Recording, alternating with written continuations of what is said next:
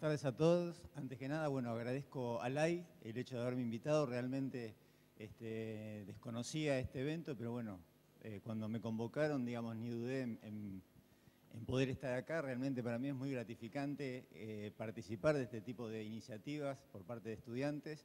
Así que sea el segundo evento indica, digamos, la importancia que le dan y bueno, y el alto interés que tiene. Como dice un supermercado muy conocido, digamos, lo importante no es que se haya hecho una vez, sino que se vuelva a repetir. Por lo tanto, felicitaciones a los organizadores y de ya mi agradecimiento. No se contempló, digamos, el principal hecho de mi currículum, que soy hincha de la academia. Hoy en la charla que dieron a la mañana hablaron de que en Perú no conocían la pelota. Ellos la conocen, pero últimamente, digamos, no la están encontrando, pero esperemos que eso se revierta. El otro aspecto es que... si tengo algo que criticarles es el horario que me pusieron, o sea, después de comer es uno de los peores horarios que hay. Así que esto es lo que uno ve desde adelante, ¿sí? Así que lo que les voy a pedir es que los que estén atentos, que generalmente es el 25-30%, se ubiquen en la primera fila. Siempre hay alguien que por ahí cabecea un poco, que vamos, en cierta manera es responsabilidad un poco mía de que no se duerman. Lo que se les pide es que no ronquen para no interrumpir y molestar al que está atendiendo. Y después, bueno, siempre hay gente que entra y sale, pero bueno, tratemos de que sean los menos, ¿sí? Así que más o menos en todo evento de este tipo hay un 30% de cada una de esas personas, ¿sí? Yo lo que les voy a comentar brevemente es una descripción de cómo funcionaron y cómo están funcionando algunos sistemas de invernada ubicados en la región de invernada típica del país, que dentro de la región pampeana, de la zona que yo vengo, es todo el oeste de la provincia de Buenos Aires, ¿sí? Sur de Córdoba y este de La Pampa. En toda esta zona, los sistemas han ido evolucionando desde ser ganaderos extensivos, a medida que, digamos, el ciclo húmedo y el avance en las tecnologías agrícolas, la agricultura fue avanzando, ¿sí? Siendo cada vez más importante, eran los típicos sistemas mixtos, hasta que últimamente se están viendo sistemas que se denominan fragmentados, donde si bien en la misma explotación convive agricultura y ganadería, no lo hacen, digamos, desde el punto de vista de uso del suelo, sino que se encuentran sectorizados, se encuentran agrupados por ambientes y tenemos en el mismo establecimiento compartiendo rotaciones de tipo ganadera y agrícolas. Si bien la agricultura ha crecido mucho, digamos, la ganadería se sigue manteniendo. Siempre ha habido algún motivo por el cual hacer ganadería en toda esa zona. Primero, por las buenas perspectivas que siempre ha tenido el negocio de la carne, ¿sí? Siempre se dice que han sido buenas y realmente así ha sido. Hay ambientes no aptos para agricultura, que ahora lo vamos a ver, pero aproximadamente el 50% de esa zona de invernada tiene suelos que no son aptos para agricultura, por lo tanto tenemos garantizado algún ambiente. Es factible, que eso seguramente lo va a mostrar Rafael en la charla que sigue, armar esquemas ganaderos que sean rentables, aún en condiciones muy desfavorables de precio. Los sistemas ganaderos han mantenido rentabilidad y siempre margen positivo.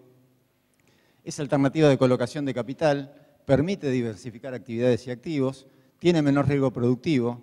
Hay una vocación del empresario que no es un detalle menor, es decir, hay gente que realmente tiene el corazón puesto en la ganadería, entonces si uno le da las herramientas para que esa ganadería la pueda hacer, digamos, de manera sustentable y tanto en lo técnico como en lo económico, él la va a hacer y de hecho muchas de las explicaciones de por qué se mantiene ganadería pasan por este componente vocacional y por alguna función de las pasturas en el mantenimiento de la fertilidad, que si hay tiempo lo vamos a ver, pero bueno, si no lo dejaríamos para otra oportunidad. Los sistemas en esa evolución han pasado de casi ser 100% pastoriles, aunque nunca hubo establecimientos 100% pastoriles, algunos casos aislados ha habido, a sistemas que en la actualidad ustedes escuchan que prácticamente está todo encerrado. En general, los extremos son los menos abundantes, lo que más hay son las situaciones intermedias, es decir, las situaciones intermedias son aquellas que combinan estos dos aspectos de manera diferente, ¿sí? Puede haber situaciones que combinen el uso de concentrados de manera simultánea, que es el caso de suplementación sobre pasturas, o situaciones donde la combinación es de etapas, es decir, conviven dentro de un planteo de invernada situaciones de pasto combinadas con distintos momentos de encierre de la hacienda, que es lo que se denominan los corrales de inicio o corrales de terminación. Los sistemas pastoriles tienen alguna serie de ventajas, entre las cuales podemos mencionar el uso de un recurso que es relativamente barato, como es el forraje, ¿sí? Pero tienen bastante de manejo artesanal, o lo que denominamos de estrategia de de tecnología de lo que denominamos de procesos, por lo cual son sistemas que suelen ser bastante complicados a la hora de planificarlos y básicamente de seguirlos y poder monitorear los avances o los logros obtenidos. Si nosotros tomamos datos de campos reales, ¿sí?, las tres variables que nos permiten caracterizar cómo se comportaban esos sistemas pastoriles son la producción de carne, que son las barras azules, ¿sí?, la ganancia de peso, que es la línea roja, y la carga, que es la línea esta amarilla, ¿sí? En términos generales, si uno toma una seguidilla de años, los sistemas han tenido una evolución favorable en lo que hace a producción de carne. Sin embargo, este aumento en la producción de carne, en términos generales, se caracterizó por aumentos de la carga y no tanto de la ganancia de peso, que prácticamente en estos sistemas permaneció estable. ¿Esto por qué es importante? Porque la información técnica y económica nos indica que las invernadas, para que sean procesos eficientes, deben ser invernadas relativamente cortas, es decir, que logren un animal en grado de terminación adecuado en no más allá de un año. Para eso tenemos ciertas exigencias de ganancia de peso que hagan que el animal se considere terminado, es decir, que deponga cierta cantidad de grasa, para lo cual requiere un ritmo de ganancia de no inferior a los 600 gramos por animal por día. Como ustedes ven, el promedio de ganancia de peso se ubica más o menos en 500 gramos, con lo cual estamos relativamente lejos de tener esa ganancia ideal.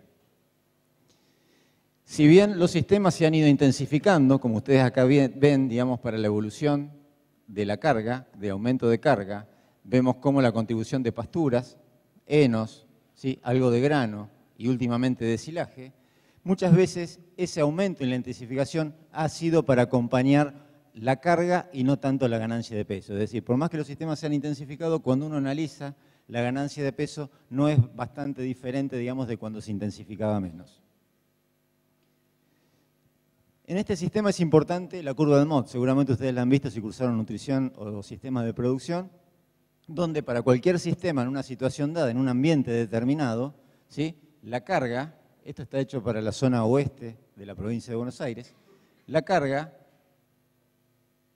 ¿sí?, hay un ritmo de carga en el cual, a medida que aumentamos ese nivel de carga, la ganancia de peso se mantiene, pero cuando llegamos a determinada carga que para ese sistema es crítico, la ganancia empieza a decaer, ¿sí?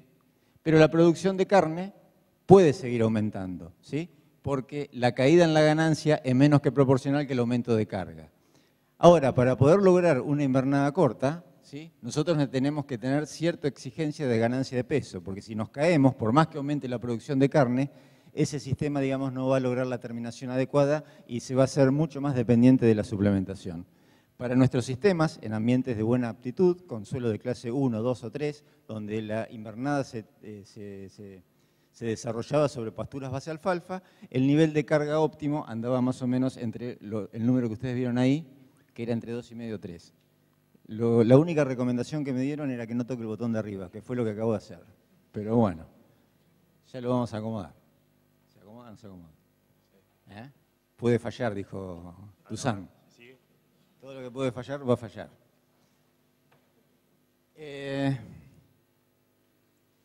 Esa producción de carne, en cualquier sistema, pero fundamentalmente en el sistema pastoril, depende de lo que yo le decía de dos tipos de tecnologías de insumos y tecnologías de proceso.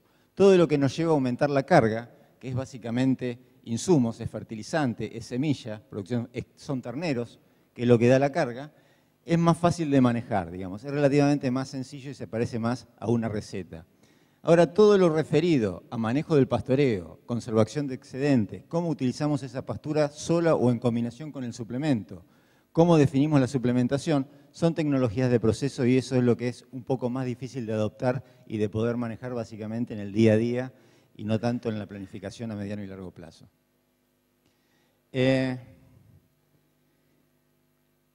Para cubrir ese requisito de ganancias de peso de 600 gramos, yo tomé información de grupos CREA de distintas zonas del país. Ya tiene un par de años, pero me pareció, digamos, útil utilizar esa información que no es tan vigente, pero, digamos, permitía caracterizar cómo funcionaban los sistemas pastoriles hace aproximadamente 10 años atrás. Tenemos la ganancia, sí, de peso en gramos por animal por día para los 4 trimestres del año, otoño, invierno, primavera y verano. Vemos que el trimestre de otoño es donde se producen ganancias bastante bajas, pero en términos generales, en toda la región pampeana, ¿sí?, de donde están estos grupos, las ganancias se ubican en promedio, si ustedes hacen para cada una de estas zonas, no supera los 500 gramos por animal por día. Con lo cual, esto, digamos, está un poco al límite de las necesidades de un planteo de invernada corta. Con los recursos que nosotros disponíamos en la zona de invernada, es factible tener ganancias relativamente altas. Yo aquí traté de hacer una condensación de resultados de campo y de ensayos que nosotros tenemos en la experimental, donde tenemos, para los distintos trimestres del año, tenemos los recursos forrajeros que más frecuentemente se encuentran, ¿sí? Que serían, para el caso del otoño-invierno, ¿sí? Este rectángulo corresponde al periodo de utilización de verdeos y estos rectángulos de acá abajo corresponden al periodo de utilización de pasturas. Eran pasturas básicamente de alfalfa y con algo de festuca. Para poder garantizar una ganancia de 700 gramos, nosotros de información experimental y de campo pudimos ver que en esos recursos es factible lograr estas ganancias, ¿sí? Con bastante facilidad, con un buen manejo de la pastura. El tema es la carga con la que debemos comerla, ¿sí? La información proveniente de ensayos donde usábamos carga variable, es decir, que entrábamos y sacábamos animales de manera de asegurar que el animal comía boca llena, nos indicaban que para poder comer un verdeo y que nos dé 800 gramos de ganancia de peso de punta a punta durante su utilización, debemos comerlo con una carga de 1.900 kilos de peso vivo por hectárea, que si son terneros de destete son más o menos 9 terneros, ¿sí? 6 terneros, 4 terneros, 3 terneros. En una pastura también, pero tenemos que comerla acá con 5 o 6 terneros, acá con 8, acá con 12, acá con 10 y acá con 4, ¿sí? Entonces, los sistemas de producción trabajan con carga constante, carga fija. Entonces, poder atenuar todas estas fluctuaciones para poder garantizar una ganancia de peso promedio es bastante complicado y ese ha sido el desafío por el cual la suplementación y las estrategias de utilización del forraje han tenido un rol muy fundamental. Es por eso que cuando la gente preguntaba o iba a la experimental a preguntarnos cuál era, digamos, la tabla de requerimientos para poder regular un requerimiento de un animal en pastoreo, yo tomaba esta tabla que es de Pelufo, que ustedes la ven muy bonita acá en un PowerPoint, pero el documento original era un papel mimeografiado, ¿sí? De tamaño legal grande, todo amarillo que estaba en la biblioteca, donde lo único que decía acá era la ganancia de peso y el peso vivo del animal. Y lo que nos indicaba acá era el consumo de materia seca que ese animal tenía que tener, ¿sí? Entonces, yo tomé este ejemplo porque da un número redondo, es decir, un novillo de 450 kilos, es un ejemplo, para que gane 1 kilo, consume 10 kilos de materia seca, ¿sí? Entonces, nosotros, tanto estemos en pastoreo como estemos en un corral, lo que tenemos que asegurar es el consumo de materia seca. ¿Cuál es el problema? Que muchas veces desconocemos lo que el animal levanta en el campo. Fijamos la suplementación con un nivel constante, que lo definimos nosotros de antemano sin conocer el pasto, decimos vamos a suplementar al medio o al 1% del peso vivo y el problema lo estamos teniendo no en la suplementación, sino en el resto. Lo vemos con un ejemplo. Si nosotros suplementamos al medio por ciento de maíz, ese maíz solamente va a cubrir el 22% del requerimiento del animal. O sea que la respuesta de este animal en pastoreo no va a depender de lo que le demos de suplemento, sino de que realmente levante el 78% del potrero. Y eso generalmente en los sistemas pastoriles no está garantizado. Si nosotros suplementamos al doble, ¿sí? Al 1%, con todo lo que implica desde el punto de vista del costo, de la logística en el campo, del procesamiento del grano o de lo que se dé, igualmente no cubrimos ni el 50% del requerimiento del animal. Si volvemos al ejemplo del animal de 10 kilos de materia seca, acá nosotros con el grano estamos dándole más o menos 4 kilos y medio. O sea que el éxito de esa suplementación no va a depender de si el maíz está entero partido, si le dimos núcleo o si el maíz es colorado o dentado, sino que va a depender de que el animal realmente esté levantando los otros 5 kilos y medio del potrero. Esto lo podemos ver también con otro ejemplo, es decir, si nosotros tomamos información de verdeos donde en Villegas se ha trabajado mucho, una medida, digamos, para ver la carga adecuada para comer un verdeo está dado por el nivel de asignación forrajera, ¿sí? Es cuánto tiene el animal en materia seca ofrecida por día, ¿sí? Si tomamos el ejemplo del animal de 200 kilos, ¿sí? Probamos qué pasaba si le ofrecíamos el 2%, es decir, 4 kilos de materia seca por animal por día, 5 kilos, 6, 7 y 8. Lo que se vio es que a nivel de ganancia de peso, esto se hizo en un ensayo, no hay diferencias, ¿sí? Cuando el nivel de asignación forrajera está por encima del 2,5% del peso vivo, ¿sí? No hay ningún tipo de diferencia en la ganancia de peso. arrojando un promedio de 800 gramos por animal por día. Cuando nosotros nos caemos en la asignación, ¿sí?, ahí sí la ganancia de peso decae, pero no es por un problema de desbalance, por un problema de poca calidad del verdeo, sino puede ser un problema de cantidad. Yo lo que hago es, generalmente esta charla está dada para muchos productores, entonces como yo les digo que ellos generalmente no miden el pasto y no saben cuánto pasto hay, hablarles que si le ofrecían 4, 5, 6 kilos de materia seca no les dice nada. Sí les resulta más práctico ver el remanente, y de vuelta, 2 veces. Sí les resulta útil ver el remanente, que es lo que se veía en la foto, es cómo quedan las franjas comidas cuando un verdeo se aprovecha al 2, al 3, y bueno, es muy común ver verdeos comidos así. Entonces en este problema tenemos un problema de cantidad de pasto. Buena asignación no significa alta disponibilidad. Es decir, yo acá también tomé unas fotos de un ejemplo. Estos son una pastura en pleno invierno, donde la disponibilidad es baja, pero la carga está ajustada para que la asignación de pasto, es decir, lo que tenga el animal disponible por animal y por día, sea alto. En esas condiciones, ustedes ven ahí las asignaciones y van a ver los remanentes, igualmente podemos garantizar ganancias relativamente altas, ¿sí? Todo depende de la carga con que nosotros comamos esa pastura. Una asignación del 3.25, así es como está antes de la entrada de los animales a la franja, y así es como está a la salida de los animales de la franja, ¿sí? Ven que queda algún remanente que es lo que le permite una buena capacidad de rebrote de la pastura y levantar un forraje de relativamente buena calidad. Esto que yo les explico lo podemos ver con un ejemplo, que yo lo uso bastante. Estos son campos, ¿sí? Cada rectángulo de esto es un campo individual.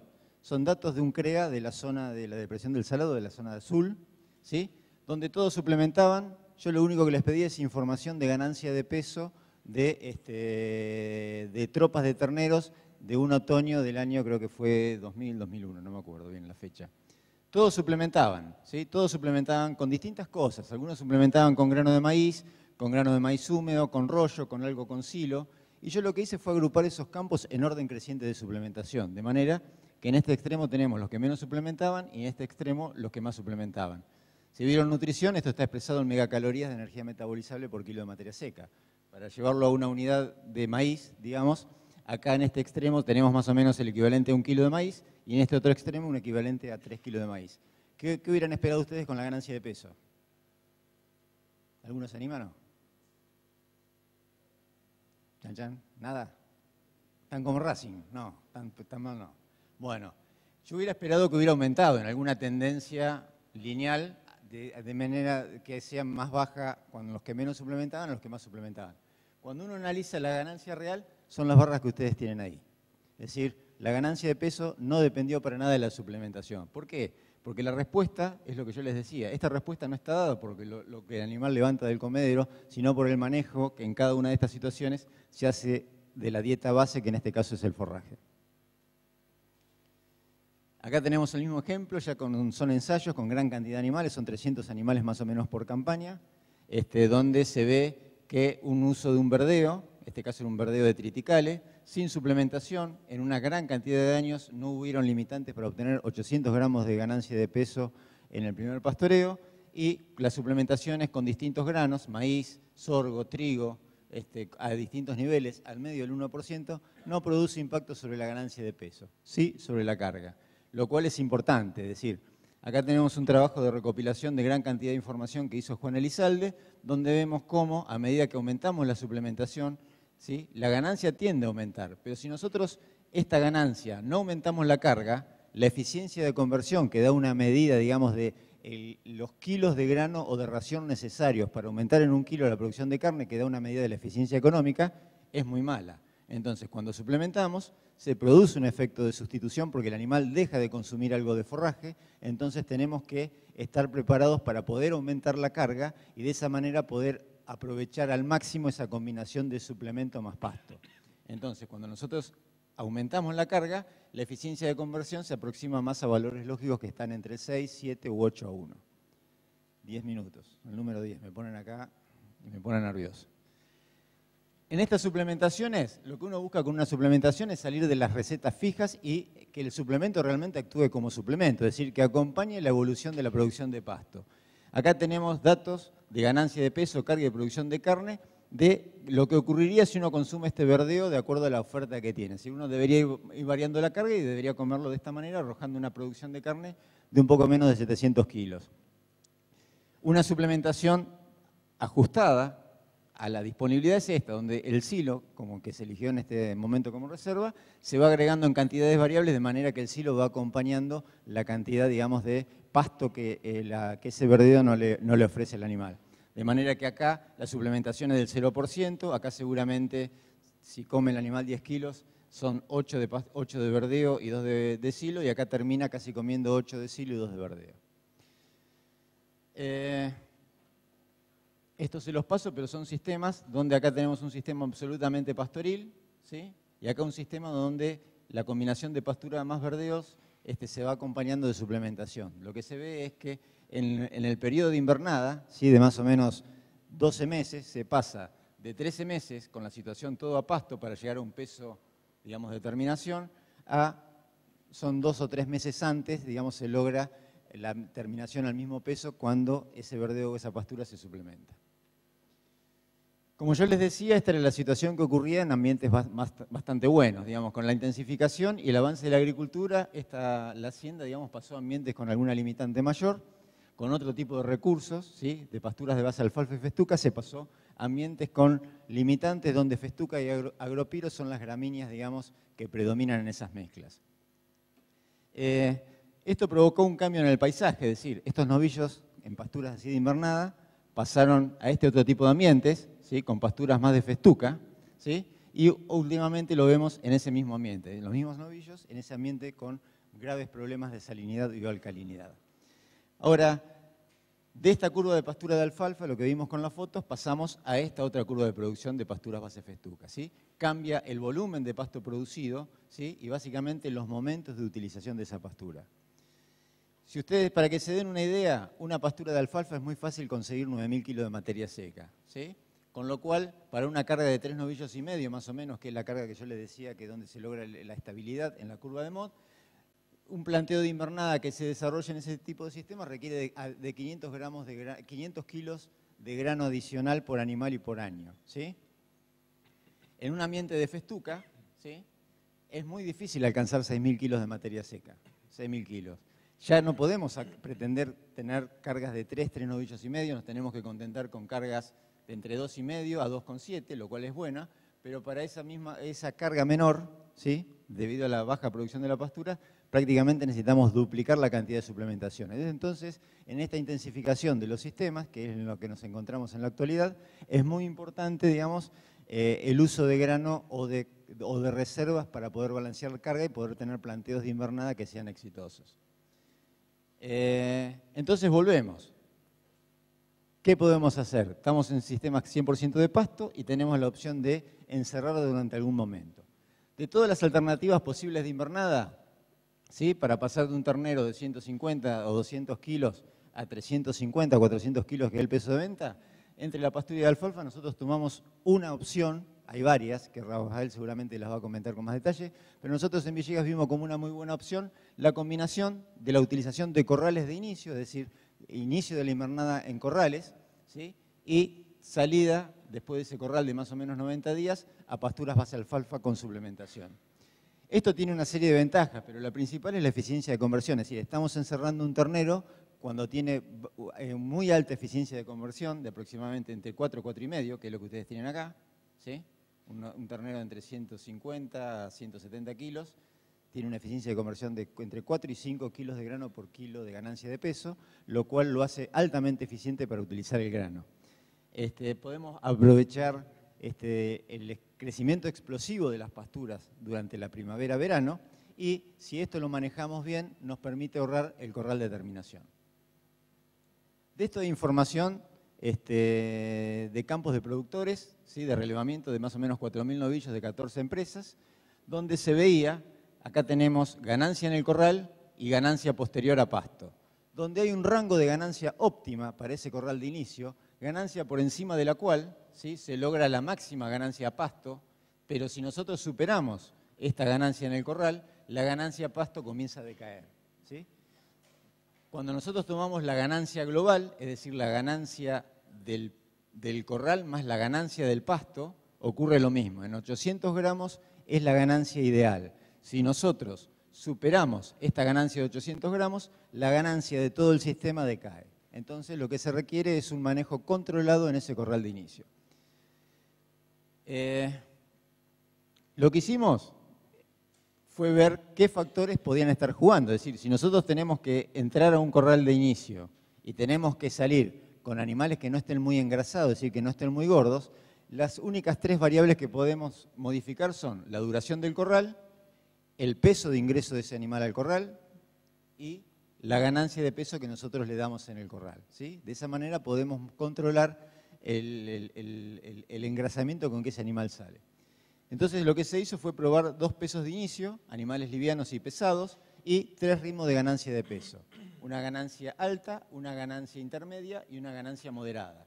¿Eso cómo lo hacemos? Restringiendo el consumo. Es decir, para que los animales ganen 1,2 kg, comían ad libitum, es decir, todo lo que podían comer. Los animales, para que ganen 1 kilo, comían el 85% del consumo máximo, y los animales, para que ganen 800 gramos, tenían que comer el 70% del consumo máximo. Durante 90 días estaban en el corral con una dieta como la que ustedes tienen ahí. Después de esos 90 días salían a pasturas de alfalfa y más o menos en 200 días deberían salir a terminarse sin necesidad de un corral de terminación. ¿Qué fue lo que vimos? Lo que vimos lo tienen ustedes acá. Acá tienen la ganancia de peso de corral versus la ganancia de peso a pasto. En general los animales más pesados, ¿sí?, pudieron tolerar menor ganancia en el corral, si no, la ganancia de peso a pasto se deprime. Entonces, con un animal pesado no podemos sobrepasar más de 600 gramos en ese corral, si no la ganancia de peso a pasto comienza a decaer. En cambio, en los animales livianos, que es la otra situación que ustedes ven acá, para poder garantizar una ganancia de 600 gramos a campo, ¿sí?, nos podemos llegar casi hasta 800, 900 gramos en el corral. Por eso, digamos, la alternativa de encerrar animales lo más livianos que se pueda es la más conveniente cuando uno quiere implementar un corral de inicio. El tema es que este animal, si lo encerramos temprano y tiene una buena performance después a pasto, no en todos los años, pero en algunas situaciones nos ocurrió que ese animal muchas veces a pasto, si no tiene una ganancia adecuada, requiere un corral de terminación. Y eso es lo que queríamos evitar. El primer año, cuando esos animales salieron a pasto, no se los suplementó, el año vino bastante seco, la producción de pasto fue pobre, entonces se vio resentida la ganancia de peso y eso nos obligó a introducir un corral de terminación.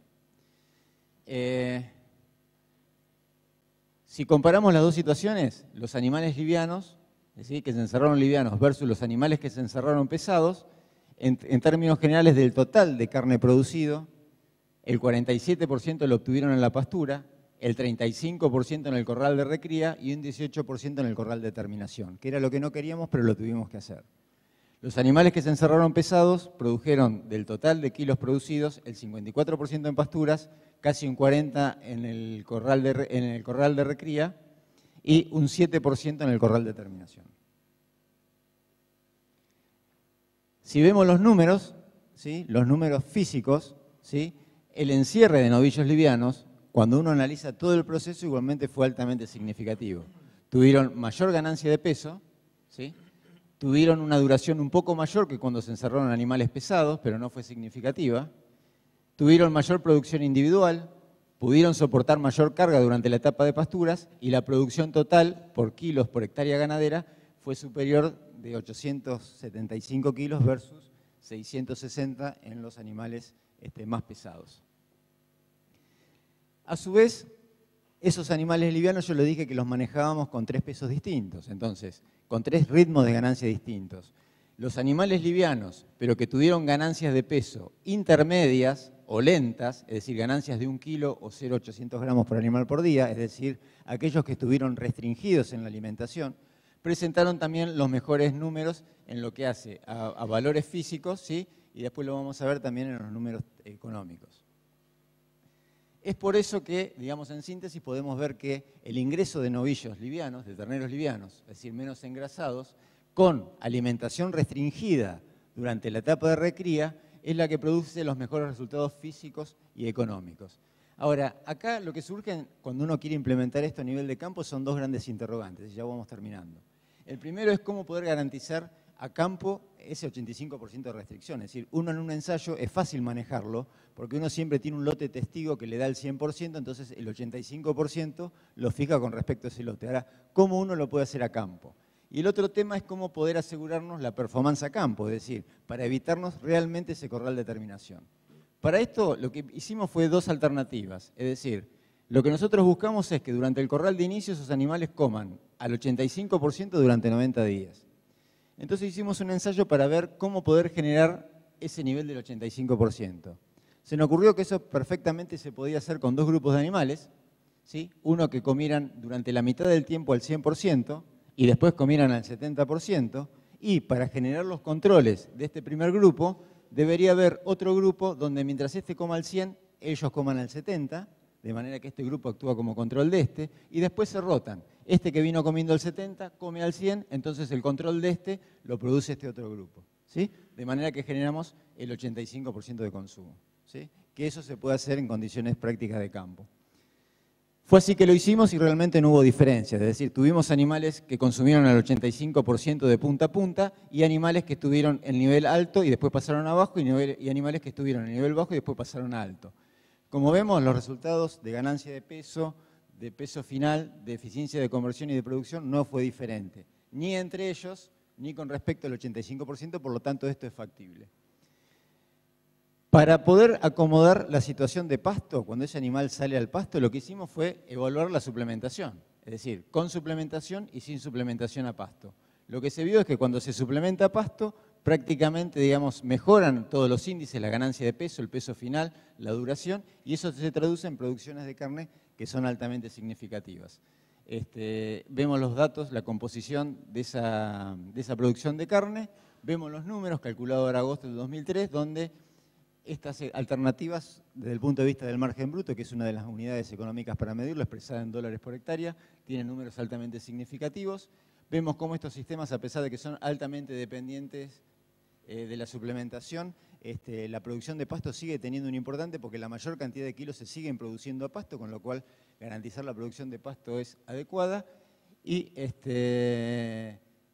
ya como conclusión, decirles que es factible tener planteos de recría, digamos, en suelos de buena aptitud en el oeste de la provincia de Buenos Aires, que la restricción alimentaria es una buena alternativa para los corrales de inicio y un buen manejo y aprovechamiento y el uso de la suplementación a pasto nos permite generar planteos que son técnica y económicamente viables para, digamos, para realizar invernada en el oeste de la provincia de Buenos Aires. Así que bueno, gracias y si me excedí les pido disculpas.